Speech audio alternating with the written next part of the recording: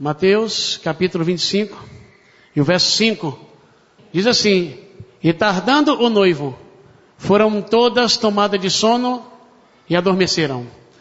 Na versão NVI vai dizer: o noivo demorou a chegar e todas ficaram com sono e adormeceram. Vamos orar ao nosso Deus. Pai querido e celestial, nós louvamos o Teu nome, porque o Senhor tem sido bom para conosco. Nós queremos Te agradecer pela adoração, por esse momento de entrega na Tua presença. Queremos Te louvar pelo Teu Espírito neste lugar. Nesse momento nós pedimos a Ti, ó Deus, que o Teu Espírito possa falar aos nossos corações. Ó Deus, que haja, ó Deus, no nosso meio, ó Deus, uma concordância espiritual. Que haja no nosso meio quebrantamento, que haja no nosso meio coração aberto para receber a Tua palavra. Ó Deus, que o Teu Espírito possa falar, ó Deus, do mais novo até o mais velho. Ó Deus, que o Teu Espírito possa alcançar o nosso coração nessa noite. Que não seja só uma palavra, mas que seja a Tua própria voz falando conosco em o nome de Jesus. Rejeitamos todo ladrão da semente, rejeitamos toda obra contrária, tudo aquilo que vem para tentar desfocar, ó Deus, aquilo que o Senhor quer fazer, toda desconcentração. Ó Deus querido, que a nossa mente, que o nosso pensamento seja cativo agora à obediência de Cristo. Em o nome de Jesus nós oramos a Ti agradecidos. Amém. Amém? Pode se assentar, querido, querida, né? Amados irmãos, essa palavra surgiu a partir de um sonho que o Senhor, eu creio que foi Ele que me deu, de segunda para terça. Nesse sonho, eu estava no carro, no Corolla, no passageiro, no carona, era em torno de 1h da manhã, no sonho, uma noite muito escura. E a pessoa que estava no meu lado, quando eu olhei para a pessoa estava em um sono profundo no carro. E o carro estava coisa de 110 por hora. E eu falei, cara, como é que eu vou fazer? E eu comecei a acordar a pessoa devagar, para que não houvesse aquele espanto, aquele susto, né? E tentei, mas eu comecei a sacudir forte a pessoa, porque o carro estava muito rápido. E nada da pessoa acordar, e eu acorda. Aí resultado, eu peguei a perna do acelerador da pessoa no sonho, puxei para cima e o carro foi parando e eu fui pegando a direção, porque no sonho eu enxergo, né? Claro. Fui pegando a direção, jogando para o acostamento, devagar e tal, até que paramos o carro e eu consegui despertar aquela pessoa. Tinha mais 2 pessoas comigo atrás também, que naquele íntere também foram despertadas. Eu já apareci na minha casa, era uma casa diferente, uma casa mais nova do que essa. E estava com uma outra pessoa e minha esposa nessa casa, e essa pessoa estava assistindo algo no seu dispositivo, no celular, e foi como se ela estivesse assistindo um documentário ao vivo. E nesse documentário ao vivo, era uma família que estava dentro de um carro também, um outro carro envolvido, e alguém da família desapareceu dentro do carro. Aí a pessoa falou, cara, arrebatamento aconteceu e tal, enfim. E dentro desse sonho, a gente saiu correndo para ver como é que estava a igreja do Senhor. E nós entramos em uma igreja e a turma estava cantando assim, então minha alma canta a Ti, Senhor. Aí eu falei, galera, não rola mais não, velho, já aconteceu, já foi. Aí o pessoal tentando cantar, tentando atrair a presença de Deus.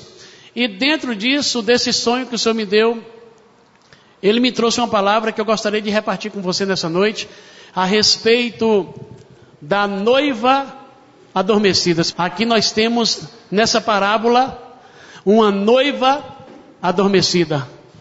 Jesus Cristo, quando Ele inicia essa parábola, na realidade Ele está no Monte das Oliveiras, com 4 dos seus discípulos, né? E lá no monte, os discípulos fazem 3 perguntas a Jesus, que está aqui em Mateus, no capítulo 24. Queria que você me acompanhasse, continuasse com a Bíblia aberta.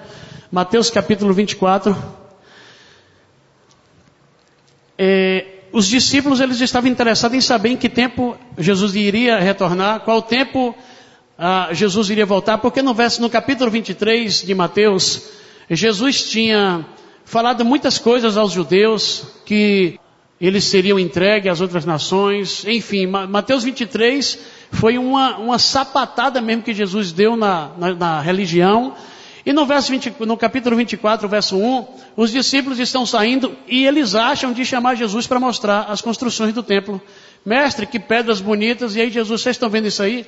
Não vai ficar pedra sobre pedra que não seja derribada. Então quando Jesus fala isso, Aí aguça a curiosidade dos discípulos em saber quando essas coisas iriam acontecer. Então, em Mateus 24, queria que você me acompanhasse o verso 3. No Monte das Oliveiras, achava-se Jesus assentado, quando se aproximaram dele os discípulos em particular, e lhe pediram: dize-nos quando sucederão essas coisas, e que sinal haverá da tua vinda e da consumação do século. Se você prestar atenção, nós temos aqui 3 perguntas. Dize-nos quando sucederão essas coisas, primeira pergunta. E que sinal haverá da tua vinda? Segunda pergunta. E da consumação dos séculos? Terceira pergunta. Então nós temos 3 eventos distintos aqui. Quando sucederão essas coisas, diz respeito à destruição do templo. Ou seja, quando não ficará pedra sobre pedra? É a primeira pergunta. A segunda pergunta, Senhor, quando o Senhor vai vir? É a segunda pergunta. A terceira é, quando é que o mundo vai acabar? São 3 perguntas. Diga-se de passagem, o mundo não vai acabar nunca, porque essa terra, ela vai subsistir eternamente, né? O milênio vai ser aqui, aí depois vai haver um renovo de céus e terra, e nós vamos viver aqui nessa terra. A Bíblia diz em Apocalipse, no capítulo 21, verso 3, que a Nova Jerusalém vai descer, e aí o tabernáculo de Deus será com os homens aqui na terra, tá bom? Então, nós queremos ir para o céu, e nós vamos sim estar no céu com o Senhor, mas nós vamos ficar aqui na terra também. Essa terra, ela não vai ser destruída, mas vai ser renovada para o novo céus e nova terra. Então, queridos irmãos, os discípulos perguntaram sobre essas coisas, sinais da vinda, e sobre a consumação dos séculos. Então Jesus começa a responder essas perguntas aos discípulos, começa a falar, né? E nós muitas vezes nos atentamos para as respostas de Jesus, até que Jesus chega na parábola das 10 virgens. Aí verso 1 vai dizer, de Mateus 25, comigo com a palavra aberta, né? Mateus 25, 1 diz assim: então o reino dos céus será semelhante. Você pode dizer comigo a palavra será? Isso, presta atenção na palavra, que é muito interessante essa frase. Então o reino dos céus será semelhante a 10 virgens, que tomando as suas lâmpadas, saíram a encontrar-se com o noivo. Na Bíblia, nos originais, eu queria ler esse texto para você. Mateus 25, 1 vai dizer assim: naquele tempo, o reino dos céus será como 10 damas de honra, que pegaram candeias e saíram para o encontro com o noivo. Naquele tempo, isso significa, irmãos, que o que Jesus está falando em Mateus 24 e Mateus 25, não dizia respeito àquele período em que ele estava vivendo, apenas a questão da destruição do templo. Mas Jesus estava apontando para uma era muito distante. Não é? Quando ele começa a falar de sinais da sua vinda, ele estava apontando para um tempo distante. Quando a palavra de Deus diz naquele tempo, para que tempo Jesus estava apontando? Ele começa a mostrar sinais de que quando esses sinais começassem a acontecer, realmente seria o tempo em que ele estaria retornando para buscar a sua igreja. Amém? Então, queridos, eu falei muito a respeito disso em 2015, 16, 17, dei uma pausa. Mas o Senhor me chamou a atenção nesse período, porque nós falamos muito sobre sinais dos tempos na natureza, sinais na moralidade da terra, né? A moralidade da terra está em baixa. Falamos a respeito da tecnologia que está aumentando, falamos sobre peste, fome, guerras nuclear, né? E outras coisas que tem, e rumores de guerra. Mas nós olhamos muito para os sinais lá de fora. Só que na Bíblia nós temos muitos sinais que apontam para a condição espiritual da igreja antes do retorno de Jesus. Como a igreja estaria espiritualmente antes do retorno do Senhor? Você pode repetir comigo essa frase? Como a igreja estaria espiritualmente? Como o Senhor Jesus descreveu a igreja momentos antes da sua vinda? O que Jesus falou a respeito da igreja que viveria no período da sua volta? Jesus, ele disse, né, na sua parábola, que era uma igreja totalmente adormecida. Você vê o verso 5 de Mateus 25? E tardando o noivo, foram quantas? Foram quantas tomadas de sono? Todas. Todas foram tomadas de sono. Mas o apóstolo Paulo, ele começa a dar alguns sinais de algumas coisas que aconteceriam com a igreja do Senhor antes do retorno. Por exemplo, a apostasia é um dos sinais que aconteceria antes do retorno do Senhor. O que é apostasia, Jó? Apostasia é abandono da fé. É aquela pessoa que estava bem com Jesus, estava seguindo os princípios da palavra de Deus, mas aí ela abandona a palavra de Deus. Só que eu estava conversando com a turma ontem no carro, voltando para cá. Irmãos, eu tenho contato com muitos pastores da Bahia, alguns do Brasil, e esse contato que eu tenho, geralmente a gente conversa muito sobre música, porque além de pastor eu penso, né, que eu sou músico. Então a gente conversa muito a respeito de música, e eles me falam, compartilham comigo a respeito da música do Brasil, como está a música do Brasil, não no aspecto da qualidade musical, mas no aspecto da espiritualidade dos músicos e dos ministros de adoração. E se eu for abrir para você nessa noite a respeito de como anda os nossos músicos, né? A respeito daquilo que a gente sabe nos bastidores, eu vou comentar com você algo que já é público, já se tornou público. Um dos bateristas de um grande cara do Brasil, um cantor, não é? Além de baterista, ele também é ogã. O que é um ogã? Ogã é como se ele fosse um levita da macumba. Ogã é um músico da macumba. Então, ele toca na macumba e toca no gospel. Ele toca o atabaque na macumba, mas ele toca a bateria no gospel também. Nós temos, irmãos, uma apostasia, não mais fora da igreja, mas agora dentro da igreja. Porque a pessoa, há uns 30, 40 anos atrás, gente, eu tenho 44 de idade, tenho essas 4 décadas e alguma coisa dentro da igreja do Senhor. Então eu vivi durante uma geração atrás, estou vendo essa geração aqui, e alguns irmãos também me acompanham na idade e na igreja também, alguns irmãos que já nasceram no Evangelho. Então aquilo que eu vou falar, vocês vão concordar e talvez vocês vão assim, entender o que eu estou falando. Talvez os mais novos não. Mas antigamente, quando uma pessoa queria pecar, ela pecava escondido. Para descobrir era difícil. Mas hoje, a pessoa peca, ela vai tomar o copo de cerveja, ela posta. Ela vai para o festival de inverno, posta que está lá. Não existe mais essa questão do esconder, porque os apóstatas agora estão dentro da igreja. Eles não estão mais interessados em saber se eu vou pecar e o pastor vai descobrir, porque não é mais pecado. O concubinato, jovens que têm relações com jovens, está dentro da igreja, né? Nós temos uma cantora do Brasil que passou aí 3 ou 4 anos no concubinato. E nós cantamos as músicas e aleluia, louvado seja Deus. Eu não sei como é que está o seu coração em relação a isso, como é que você compreende essas coisas, mas isso para mim e para a palavra de Deus ainda é pecado. Alô? Segunda carta de Paulo aos Tessalonicenses, capítulo 2, verso 3, Paulo vai dizer assim: ninguém de nenhum modo vos engane, porque isto não acontecerá. Isto, quando ele fala isto, é a vinda de Jesus não acontecerá, sem que primeiro venha a apostasia e seja revelado o homem da iniquidade, o filho da perdição. Então, o primeiro sinal dentro da igreja é a apostasia. O outro sinal dentro da igreja do Senhor Jesus Cristo são os falsos mestres. Falsos mestres têm adentrado dentro da igreja do Senhor. Eu não vou me deter nisso, porque não é sobre isso que a gente vai falar nessa noite. Mas você pode na internet procurar qualquer tipo de palavra para qualquer tipo de situação e você vai achar respaldo, né? Tem até, por exemplo, gente, nós estamos sendo agora pastoreados por pessoas jovens, né? Tem jovens que perguntam assim: vem cá, e o ficar, pode ou não pode? São mestres da internet e aquela pessoa vai falar assim: se você acha que pode, que você ama, pode ficar, pode ter um relacionamento mulher e marido. E são cantores que nós cantamos músicas e que nós estamos alinhados e amém, louvado seja Deus. Mas eu não posso vender a verdade bíblica, irmãos. 2 Timóteo, capítulo 4, verso 3, 2 Timóteo 4, 3, Paulo vai dizer assim: pois haverá tempo, olha aqui a palavra novamente, haverá tempo. Então não era ali. Mas haverá tempo, eu estou em 2 Timóteo 4, 3, haverá tempo em que não suportarão a sã doutrina, ou seja, eles não aguentam mais a palavra, não aguentam mais a verdade bíblica, eles não aguentam mais os princípios, querida.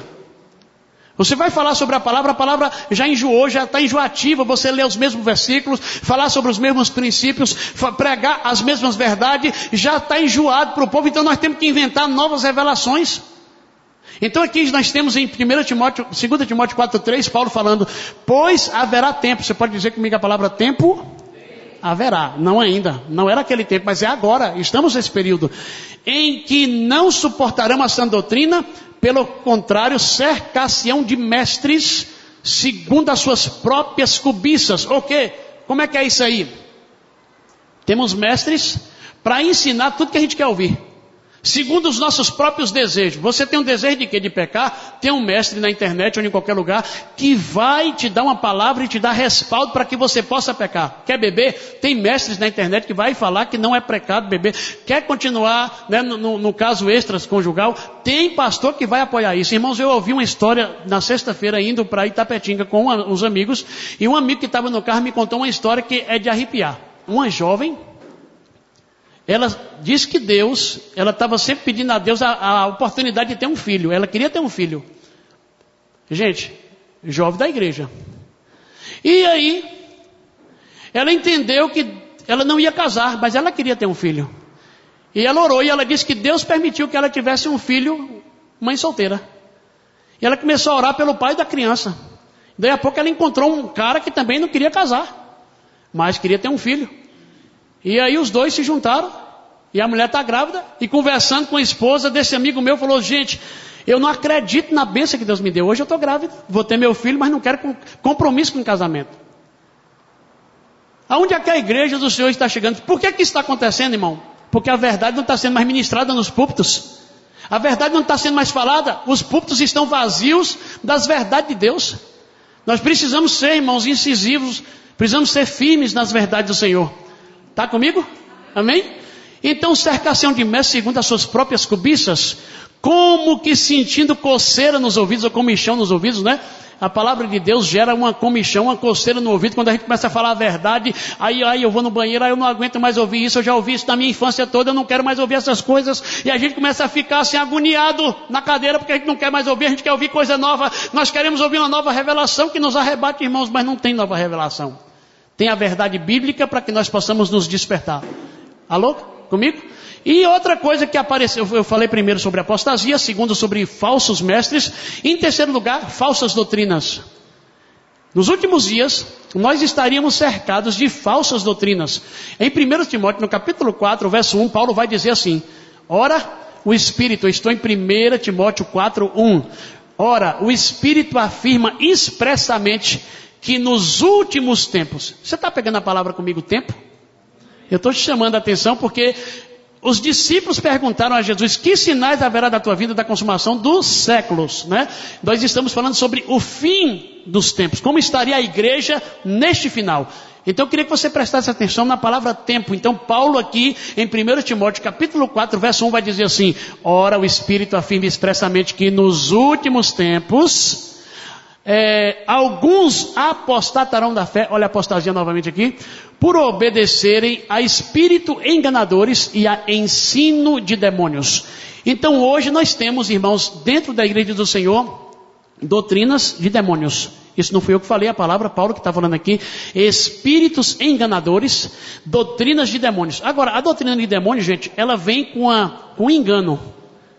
Não é aquela doutrina escancarada: ó, nós vamos adorar os mortos, ó, nós vamos fazer um sacrifício, um ritual. Não, são coisas camufladas que nós temos hoje dentro da igreja do Senhor, e nós precisamos começar a acordar para essas coisas que estão acontecendo dentro da igreja de Deus, porque nós aqui somos homens e mulheres de altar, amém? Somos homens e mulheres que estão buscando a consagração cada dia mais. Uma outra coisa da igreja dos últimos dias, um outro sinal dentro da igreja seria a mornidão. Já falei muito sobre isso aqui, sobre a igreja de Laodiceia, aquela última igreja que Jesus fala para ela assim: visto que não és nem quente e nem frio, mas sim morno, estou a ponto de vomitar-te da minha boca. Está em Apocalipse 3,16. Então nós temos uma igreja morna, não é uma igreja que está fervendo, mas não é uma igreja fria. Não é? É uma igreja morna, é uma igreja coluna do meio, é? E a palavra de Deus, ela diz assim, que quem é santo santifique-se mais, quem é puro purifique-se mais, e quem é sujo continue na prática da sujeira, da imundícia. Então, irmãos, eu creio que no reino não existe o morno, tem que existir uma definição. Está comigo? Tem que existir uma definição dentro da igreja do Senhor. Mas, irmãos, um dos maiores sinais que nós queríamos compartilhar nessa noite com você, que o Senhor revelou sobre a condição espiritual da igreja no tempo do fim era justamente o adormecimento espiritual da noiva, a sonolência da noiva. Nós temos percebido nesses últimos dias, irmãos, que quando nós falamos desse sono espiritual, não é o sono físico, mas é um sono espiritual para as coisas do reino, para as coisas de Deus. Quando a gente fala de leitura bíblica, quando nós falamos de oração, quando nós falamos de jejum, quando nós falamos de consagração, quando nós falamos de estarmos congregando, nós temos visto uma sonolência praticamente geral dentro da igreja do Senhor. Jó, você não pode generalizar, mas a palavra fez isso. A palavra diz que todas foram tomadas de sono. Então, querido irmão, eu peguei algumas coisas que podem estar fazendo com que nós durmamos espiritualmente. E a primeira coisa que eu gostaria de citar com vocês aqui, de meditar com vocês, é o engano das ilusões do mundo, que pode estar fazendo com que a noiva durma. 1 João 2,15, a Bíblia vai dizer assim, eu estou em 1 João, capítulo 2, verso 15, a palavra diz assim: não ameis o mundo, nem o que no mundo há. Se alguém ama o mundo, o amor do Pai não está nele. Porque tudo o que há no mundo, você pode dizer comigo a palavra tudo? Tudo que há onde? No mundo. Todas as coisas que está no mundo, tudo. Ele não tirou nada. Tudo que há no mundo, a concupiscência da carne, ou seja, o desejo da carne, a concupiscência dos olhos e a soberba da vida, ou seja, a ostentação das riquezas dos bens, né? Aqui são 3 coisas: concupiscência da carne, desejos da carne, desejo dos olhos e soberba da vida, ou seja, vida regalada, né? Uma vida abastada. O que João vai dizer? Não é do Pai, mas do mundo. Ainda mais ampliando um pouco essa verdade bíblica, em Marcos 4, no capítulo 4 de Marcos, o verso 19, Jesus citando a respeito de alguns inimigos que nós enfrentaríamos na nossa vida, no verso 19 Jesus diz assim: mas os cuidados do mundo, a fascinação das riquezas e as demais ambições. Estão comigo? Cuidados do mundo, ou seja, as preocupações do mundo, tem feito com que a igreja durma. Vocês podem dizer um amém de vez em quando assim, para mim perceber que tem alguém aqui comigo? Aleluia. Amém? Os cuidados, as preocupações do mundo, a fascinação das riquezas e as demais ambições. Não é só a riqueza não, as demais ambições. O que tem feito com a palavra? Concorrendo, ou seja, existe uma competição em relação à palavra de Deus e às coisas do mundo. Existe uma competição em relação aos princípios da palavra e aquilo que nós temos vivido no nosso dia a dia. Você está no seu trabalho, está na sua casa, na internet, no celular. Existe uma competição entre a vida espiritual e a vida carnal. Existe essa competição. Então a Bíblia diz que essas coisas concorrendo, ou seja, competindo, sufocam a palavra. A palavra fica sufocada, ficando ela infrutífera. Então muitas palavras que nós ministramos hoje nos púlpitos ficam sufocadas, infrutíferas, porque a palavra hoje está concorrendo com riquezas, ambições de mundo, preocupações da vida. A palavra hoje concorre com um bocado de coisa, enquanto a palavra tem que ter a primazia. Alô? Uma outra coisa que a igreja está dormindo é nos prazeres da carne. Porque existem coisas competindo com a Bíblia e essas coisas são coisas da carne. São prazeres da carne. Uma das coisas que tem competido com a igreja e feito com que a igreja durma espiritualmente são as distrações. A igreja tem andado distraída neste tempo. A igreja está andando distraída horas e horas e horas em jogos de games de celular, nas redes sociais, nas séries da Netflix ou Flix. A igreja está vivendo sonâmbula espiritualmente, por conta dos prazeres da carne. Quando a gente fala de prazeres da carne, irmão, são prazeres que enchem a nossa alma. Está entendendo, querido? Quando a gente fala de prazeres da carne, não é apenas o bar, não é apenas a balada, não é apenas a noite, mas tem coisas que são prazeres para a nossa alma. Um filme alimenta a nossa alma. Um jogo no celular alimenta a nossa alma. A alma é carne, natureza humana. Então, nós temos vivido um tempo de distrações nesse período do fim. Eu me recordo de um escritor que viveu no século passado, 1950, 60, e foi bem na época da invenção do rádio e da calculadora, e ele disse assim: eu estou preocupado com essas duas invenções, porque elas vão distrair a igreja do Senhor. Calculadora e rádio. Se ele tivesse hoje aqui no nosso meio, porque hoje no celular nós temos tudo. Até ligar o celular hoje a gente liga para alguém, se for necessário fazer uma ligação, né? Se for necessário ligar para alguém, a gente liga. O celular faz tudo até ligar. Então essas coisas, irmãos, muitas delas podem até não ser pecado. Concorda comigo? Amém? Está comigo? Um bom filme, né? Você se divertir com sua família. Muitas dessas coisas podem não ser pecado, mas estão contribuindo para a sonolência da igreja do Senhor Jesus Cristo. Uma outra coisa que a igreja tem feito é dormir nos prazeres do pecado. Já falei sobre o concubinato na igreja. Já falei sobre a bebida alcoólica na igreja. Já existem igrejas hoje que a festa social da igreja é regada a cerveja e uísque. Já existem igrejas aqui na nossa cidade que faz isso, né? Já temos músicos que, enfim, eles precisam usar drogas para poder ministrar nas plataformas. Eu sei, porque existem coisas que já estão vindo à tona e outras virão.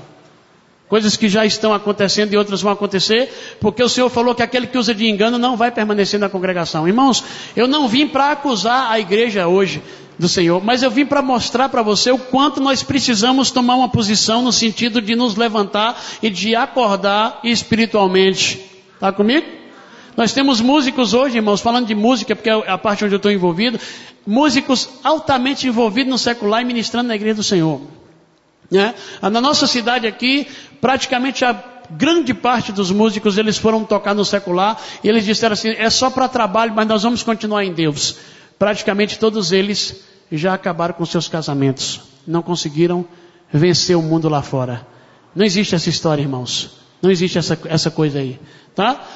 Outra coisa, irmãos, que a igreja pode estar dormindo é no conforto das riquezas, é no conforto da prosperidade. E talvez você possa dizer assim: Jó, mas eu não sou rico não, meu filho, eu estou passando por tanta luta, por tanta dificuldade.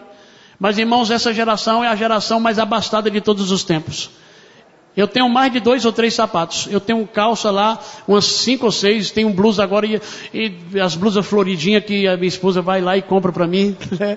E a gente vai ficando daquele... Gente, eu nunca pensei em ter um carro, ter uma casa própria. Gente, é prosperidade, gente. Isso é prosperidade. Talvez você pense que prosperidade seja Bill Gates, seja aí esses bilionários, mas existe prosperidade no nosso meio. E muitas vezes... Samai?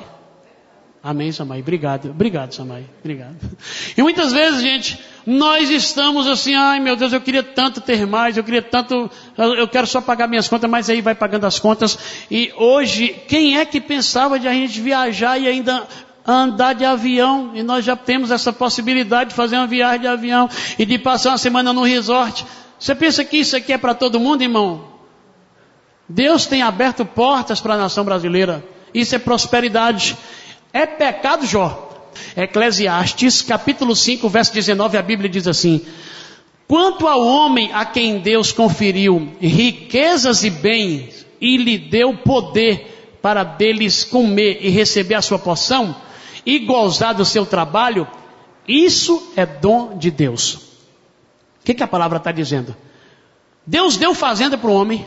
Deus deu riquezas para o homem, e esse homem, ele desfruta das riquezas, ele desfruta do seu trabalho, ele faz a viagem, ele desfruta com sua família. A Bíblia está dizendo: isso é dom de Deus. É um presente de Deus. Deus não é contrário ao nosso prazer. Inclusive, em 1 Timóteo 6, verso 17, se não me falha a memória, não coloquei aqui. A Bíblia diz que Deus quer que nós tenhamos todas as coisas para o nosso aprazimento. Ou seja, para o nosso conforto. Deus quer nos dar as coisas. Mas nós temos que estar preparados para receber e não deixar Deus de lado. Aleluia! Eu me recordo do meu próprio pai. Quando nós aceitamos a Jesus, foi tudo embora, porque tudo que ele tinha conseguido foi por meio de coisas ilícitas, né? E tudo foi embora. Mas aí Deus abriu a mão para ele e deu tudo de volta, o dobro. O homem ficou rico.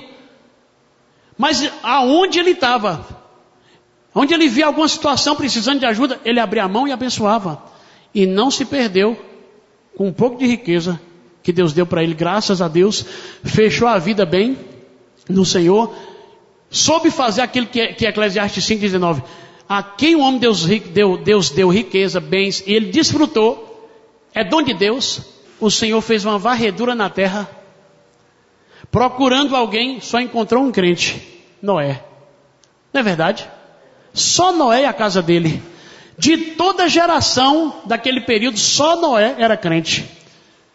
Para mim, foi um dos maiores crentes da Bíblia, porque Ezequiel fala, olha, nem se Noé interceder por essa geração, eu vou ouvir. Foi. Agora em Gênesis 9, verso 20, a Bíblia diz assim, sendo Noé lavrador, passou a plantar uma vinha, bebendo do vinho, embriagou-se, e se pôs nu dentro de sua tenda. O que a Bíblia está falando aqui? Noé era lavrador, trabalhador, plantou uma vinha, era o trabalho dele, era a bênção de Deus, porque a uva é bênção, é ou não é, gente? Noé plantou uma vinha, mas o que aconteceu com a bênção? Se tornou em maldição.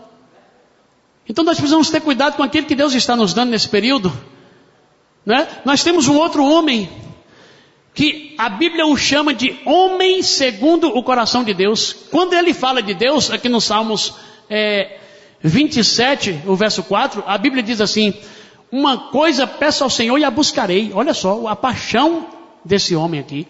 Uma coisa peço ao Senhor e a buscarei, que eu possa morar na casa do Senhor todos os dias da minha vida para contemplar a beleza do Senhor e meditar no seu templo. Ou seja, apaixonado por Deus, eu quero ficar na casa do Senhor, eu quero meditar na presença de Deus, eu quero contemplar a beleza do Senhor. Esse era Davi. Um homem segundo o coração de Deus. E a palavra de Deus diz, irmãos, que Davi, no ano em que os reis foram à guerra, ele ficou em casa dormindo. Acordou em uma tarde, e você sabe a história. Foi para o terraço, dando uma passeada depois do almoço ali, tirou uma soneca. Não é bom, né? Depois do almoço tirar uma soneca, passeando. Daqui a pouco ele olha, está lá aquela mulher também que não vigiou, sabendo do palácio que era alto, tomando um banho. E aí aconteceu tudo que aconteceu. E Davi, ele era próspero. E olha o que o profeta fala para ele aqui, em 2 Samuel 12:8. Olha o que a palavra de Deus fala aqui. E te dei, eu estou em 2 Samuel 12:8. E te dei a casa do teu Senhor. Está falando a respeito de Saul, né? Que Deus tirou o reino de Saul e deu para Davi. E te dei a casa do teu Senhor e as mulheres de teu Senhor em teu seio. Também te dei a casa de Israel e de Judá. E se isso fosse pouco, te acrescentaria outro tanto. Quer mais, Davi? Eu dou. Deus quer nos abençoar, irmãos? Ou não? Posso ouvir um amém ou não? Deus quer te abençoar, querido. Eu tenho falado a respeito disso. Eu tenho falado a respeito da bênção financeira nesse lugar. E Deus, Ele tem o prazer de nos abençoar. Mas nós precisamos saber o que nós vamos fazer com essa bênção. Se pegou a bênção e vai sumir da presença de Deus. Pegou a bênção e não vai nem mais querer saber de estar envolvido no reino, na obra de Deus. Como é que vai ser a nossa vida se a gente recebe a bênção? E muitas vezes, irmãos, a gente também... Eu falei sobre dormir nas coisas do mundo, dormir nos prazeres da carne, dormir no pecado. Eu falei também dormir na prosperidade financeira. Outra coisa que eu queria chamar a atenção, e essa é mais sutil, é dormir nas atividades do trabalho. Porque tem muita gente que dá desculpa que não vem para a igreja, que não pode estar trabalhando no reino, por conta de quê? Tempo. Eu não tenho tempo, já eu trabalho demais. Rapaz, é muito trabalho, não dá não, coisa corrida. Essa geração é uma geração muito ocupada. Eu nunca vivi isso. Em todos os tempos que já passei por igrejas, eu nunca vi uma geração tão ocupada quanto essa. E a palavra de Deus já sabia disso. Não sou eu, mas a palavra de Deus aqui em Lucas 14, 18, Jesus falando a respeito da sua vinda, do seu retorno. Lucas 14, 18, ele começa a contar uma parábola e ele diz assim, mas ele fala a respeito de um rei que faz uma festa de casamento e convida o povo para as bodas. Você conhece essa parábola? O verso 18 de Lucas 14 vai dizer assim, mas todos a uma começaram a excusar-se, ou seja, a se desculpar, dizendo, disse-lhe o primeiro, comprei um campo e preciso ir vê-lo. Ou seja, eu estou envolvido no meu trabalho aqui, eu estou vendo a minha fazenda, não dá para ir, né? Rogo que te me deixe por escusado. Outro diz, comprei 5 juntas de bois e vou experimentá-lo. Rogo que me deixe por escusado. Ou seja, olha, estou com um problema aí, cara, eu não estou tendo tempo para estar nessas bodas, eu não estou tendo tempo para estar envolvido no reino. Talvez, irmãos, nós estejamos pensando que isso vai ser para 2 ou 3 dias antes da vinda de Jesus. Não, irmãos, é agora. O convite para as bodas está sendo feito todos os dias. O convite para estar com Jesus é feito todos os dias. E nós precisamos pensar assim, será que eu estou enquadrado no meio desse povo que está dizendo, eu não posso? Será que nós estamos... Sim, porque a gente pode pensar o seguinte, Jó, mas eu tenho congregado, Jó. Eu tenho feito um esforço sobrenatural. Talvez o nosso pensamento já esteja nos confortando. Mas será que nós estamos envolvidos no tudo que Deus quer que nós estejamos envolvidos?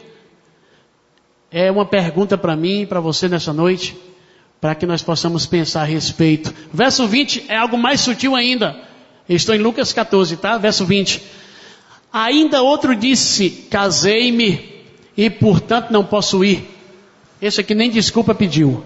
O do casamento nem desculpa pediu. Eu nem preciso me desculpar, porque o senhor sabe que casamento é coisa legítima. Foi o senhor até que estabeleceu o casamento. Quem foi que estabeleceu o trabalho? Deus. Quem estabeleceu o casamento? Deus. Tudo isso aqui, irmãos, são coisas legítimas, são bênçãos em nossas vidas. Mas essa turma aqui dessa parábola, nenhum participou das bodas. Jesus está falando aqui a respeito da nação de Israel. Eles rejeitaram o Senhor, e aí o rei vai para os valados, montes, né, caminhos, atalhos, e convida as outras pessoas que não eram do reino para fazer parte das bodas. Mas hoje nós somos essas pessoas do reino que fomos convidadas, nós não estávamos inseridos e nós fomos convidados. E o que é que nós temos dito a esse convite do nosso rei? Nós temos o nosso Deus como a pessoa mais importante. É assim? Ele é o mais importante.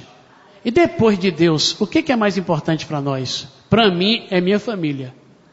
Para mim, depois de Deus, mais importante para mim é minha família. Primeiro lugar, Deus. Segundo, família. Terceiro, ministério. Está comigo? Mas aqui nessa parábola, no verso 20 aqui que nós lemos, ainda outro diz, casei-me e eu não posso ir. Aqui a família estava em primeiro lugar.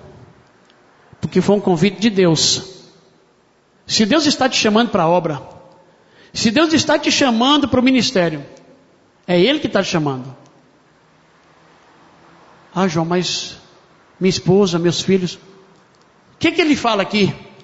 Em Lucas 14 ainda, estou em Lucas 14, verso 26. O que o Senhor vai falar a respeito disso? Se alguém vem a mim e não aborrece a seu pai e mãe, e mulher e filhos, e irmãos e irmãs, e ainda a sua própria vida, não pode ser meu discípulo. Deus tem que estar em primeiro, irmão. Se você entende essa verdade, você compreende essa verdade, não é que a gente vai chutar a nossa família, não é que a gente vai deixar de amar a nossa família, mas Deus é o primeiro. Ele tem que ser o primeiro. Tem que ser Ele. Vejo muitos pais que podem estar dormindo na criação dos filhos, Tem pais que são maravilhosos para os filhos em todas as áreas, menos na área espiritual. Não faz uma oração com o filho. Não chama para um momento do culto. Transfere a responsabilidade da vida espiritual dos filhos para a igreja. Não, ele já tem um culto. No culto a gente resolve essa situação. Eu vou dizer para você que onde seu filho aprende mais é lá em sua casa. Porque os nossos filhos aprendem conosco desde criancinha, com o nosso comportamento, com as nossas atitudes, com os nossos hábitos. Eles não vão aprender com Josué aqui, não vai aprender com o pastor Will, ele vai aprender com você em sua casa. Casa de pai, escola de filho. Nós fazemos todo esforço para que nossos filhos estejam bem. Nós damos a eles todas as coisas, naquilo que podemos, não é? Nós queremos que os nossos filhos tenham muito mais do que aquilo que nós tivemos. Eu quero que meus filhos tenham 10 vezes mais do que eu tive. Mas eu preciso querer também que ele tenha 10 vezes mais a unção, o poder que Deus me deu. Eu preciso transferir para ele aquilo que meu pai transferiu para mim. Porque meu pai jogou duro comigo, irmão. Escola dominical, tinha dia que eu trancava o quarto e ele na porta, Josué! E eu já trancava de sugesta. E aí eu abria assim, meio sonolento, bora, veste a roupa, meu filho. O negócio é... Irmãos, eu estava falando que os filhos dessa geração, muitas vezes são fracos porque os pais são fracos. Porque ser pastoreado por Florentino, eu não sei se essa comunidade ia aguentar. Ser pastoreado por Florentino, Samai pegou um pouquinho. O velho não alisava não. Se você fosse um crente que se ofendesse com qualquer coisa, não era qualquer um não. Porque ele jogava duro dentro da igreja, irmãos. E eu quero herdar isso do pastor Fulô e levar a sério, porque eu estou em fase de teste. Você sabia que nós aqui estamos em fase de teste? A Bíblia diz assim, ou não? A Bíblia diz assim, sede fiel no pouco, e sobre o muito te colocarei. Você está em fase de teste. Deus quer te dar mais. Deus quer derramar mais sobre você. Vai depender da sua fidelidade. Vai depender de como você tem tratado as coisas do reino dos céus. E meu pai, na vida espiritual, jogou duro. E iogurte, vou te contar uma história aqui. Quando a gente ia para a feira, no nosso tempo, eu falava, mãe, me dá um iogurte. Eu pegava o iogurte, aí ia no saco de bala, ela, ou um ou outro. Mas, mãe, o saco, não. Ou é o iogurte, ou é o saco de bala. E eu ficava naquela indecisão. E aí, tinha semana que eu dava vontade de comer um iogurte, eu levava. Tinha semana que dava vontade de comer o saco de bala, então, o saco de bala. Mas, irmãos, nossa vida era assim. Uma vida... Não era regrada, porque meu pai tinha condições. Mas jogava duro com a gente. Para que a gente pudesse aprender as coisas da vida. Hoje, iogurte na geladeira lá em casa, é os tabletes assim de 6 mais 6. Está entendendo? Hoje os nossos filhos têm muito mais do que tivemos naquele tempo, não é verdade, gente? Nosso período foi um período difícil, foi diferente do período dos filhos. Eu me recordo que lá em Itambé apareceu um cara vendendo uns passarinhos que você colocava uma água e você soprava o bicho fazia assim, tchiu, tchiu, tchiu, tchiu, tchiu. Eu fiquei louco por aquilo, falei, meu Deus, um passarinho louco. Eu com meus 9 anos de idade, 10 anos a mais, eu preciso de um passarinho. E pai tinha me dado um dinheiro para colar o pneu da bicicleta. Eu falei, pai, o senhor me dá um dinheiro para mim comprar um passarinho? Ele falou, não, eu já te dei da bicicleta. Se você quiser, você escolhe aí, ou o passarinho ou a bicicleta. Aí eu fui no passarinho. Irmãos, mas segunda-feira à noite, com 9, 10 anos de idade, estava eu lá no monte. Fui batizado assim, irmão. Com 9 anos de idade, não, nós não vamos levar o menino para o evangelismo, que só tem 9 anos de idade. Lá em casa disse, não, bora, evangelismo, domingo à tarde. 2 horas estou eu orando lá, se eu não fosse. 2h40, o Espírito Santo desceu e batizou o menino com 9 anos de idade. Amém. Tem que trazer seu filho para a igreja, trazer para o evangelismo, tá? Era assim, era monte segunda-feira à noite, moço, mas está chovendo, o menino está com febre, não, vai ser curado no monte. Era assim, irmão, nossa vida era desse jeito, Jó, que ignorância. Não, a gente era curado mesmo, estou aqui, ó, gordo. Irmãos, deixe um legado espiritual para seus filhos. Hoje a gente encontra com os pais e a pergunta primeira é: seu filho está cursando o quê? Qual é o trabalho? Não, meu filho, ele é engenheiro. Aí o outro lá não ficava, não, mas o meu tirou 9 em tal coisa. Então a gente tenta mostrar os nossos filhos para as outras pessoas em todas as áreas.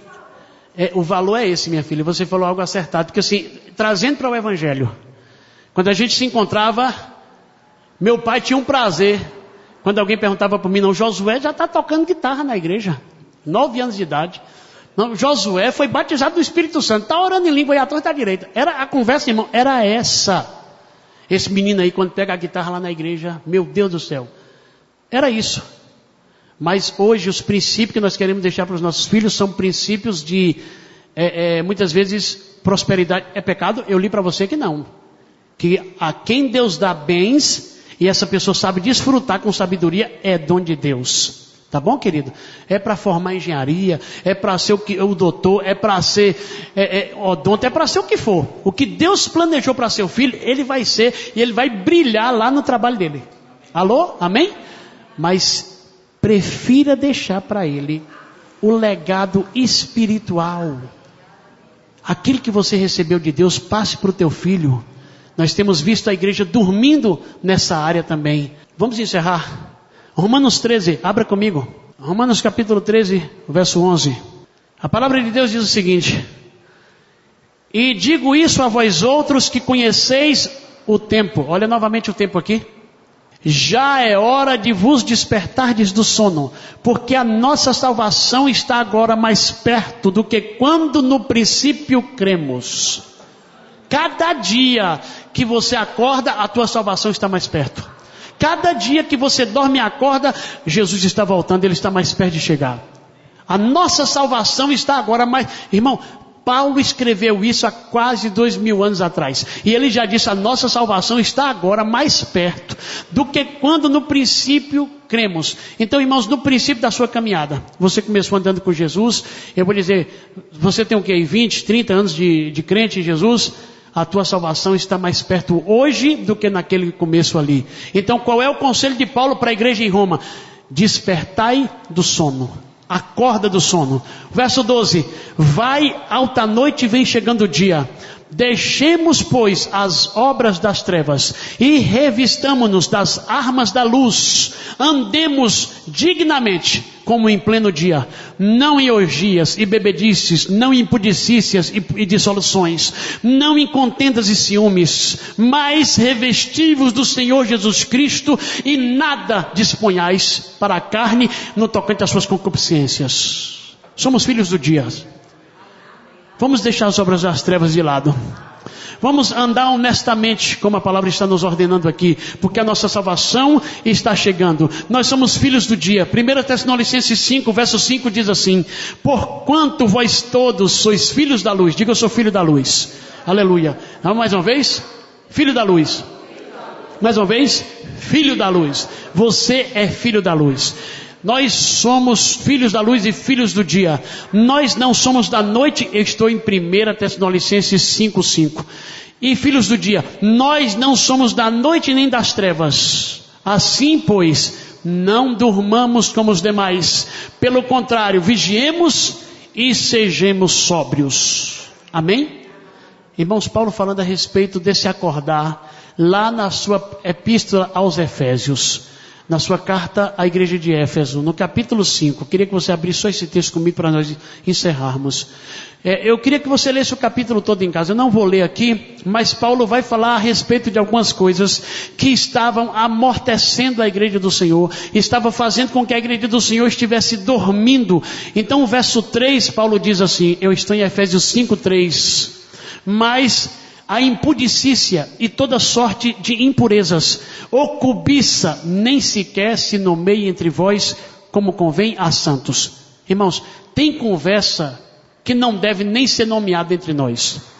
Tem coisas que não deve nem ser mencionada no nosso meio. Tem conversa que crente não pode ter com crente. Está comigo? Tem coisa, querido, que você não deve compartilhar com outro irmão. Situações de impudicícia, de podridão, que nós não devemos nem mencionar, como convém a santos. Aí ele continua falando a respeito de algumas coisas que nós precisamos fazer para permanecermos sóbrios, até chegar no verso 14. Ele nos dá uma lista de coisas, até chegar no 14 ele diz assim: pelo que diz, desperta, ó tu que dormes, levanta-te de entre os mortos, e Cristo te iluminará. Esse é tempo de despertar, querido. É o tempo de nós acordarmos. Irmãos, eu fico preocupado com o que nós temos vivido durante esse período, no sentido do sono espiritual. E aí eu gostaria de te fazer algumas perguntas que são feitas para mim também. O Espírito Santo faz para mim. Quanto tempo você tem disposto em oração diariamente na sua casa, no seu lugar secreto? Quantos capítulos, irmãos, por favor, não leve isso como em tom de acusação, mas é para que você possa refletir a respeito da sua vida espiritual, do seu acordar espiritual. Quantos capítulos da Bíblia você lê diariamente? Quanto tempo você conversa com o Espírito Santo durante o dia? Porque ele mora com você. Ele está contigo.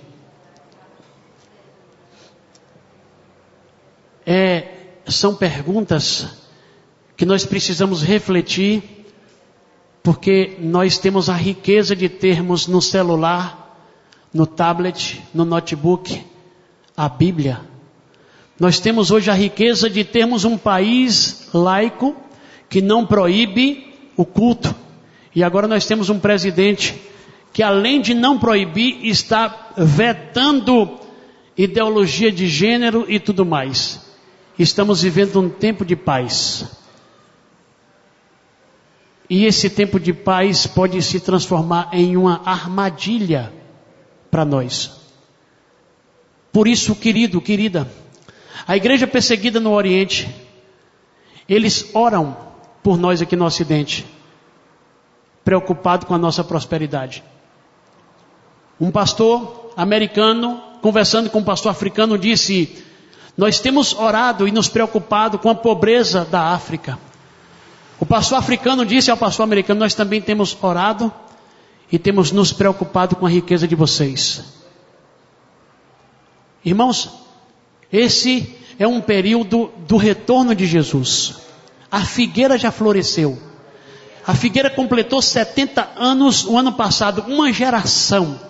Jesus disse: não passará essa geração sem que todas essas coisas aconteçam. Essas coisas que ele disse, a parábola das 10 virgens, estão inseridas dentro desse sermão profético. Jesus está dizendo que na geração do seu retorno, a noiva seria uma noiva sonolenta. A noiva seria uma noiva adormecida.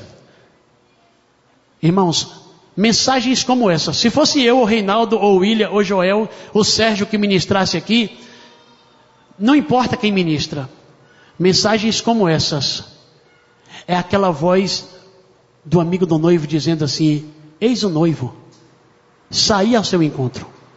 Mensagens como essas, é o brado do Espírito Santo em nosso coração, dizendo: gente, acorda, prepara as candeias, azeite na lâmpada, azeite na vasilha. Se você ora 10 minutos, passa a orar 15. Se você ora 15, passa a orar 20. Jesus no Monte das Oliveiras, no Monte do Getsemane, ele estava lá em agonia e os discípulos dormindo. E Jesus disse assim: vocês não puderam vigiar comigo ao menos 1 hora? Então, irmãos, isso significa que Jesus passou ali 1 hora em oração, agonizando, e nesse período que ele estava em agonia, a igreja dormindo, os seus discípulos dormindo. Irmãos, esse é um tempo de agonia na terra. Esse é um período de agonia. O pecado avança cada vez mais. E nós aqui, como eu disse antes, nós somos homens e mulheres de altar. Nós temos procurado nos santificar cada vez mais. Eu queria convidar você a fazer uma oração comigo nessa noite. Qual vai ser a oração?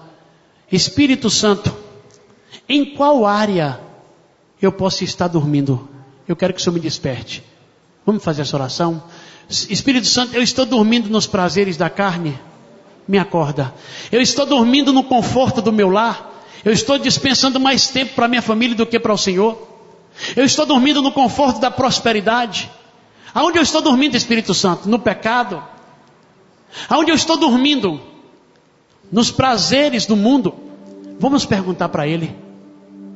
Vamos perguntar para o Espírito Santo. Desperta, minha noiva.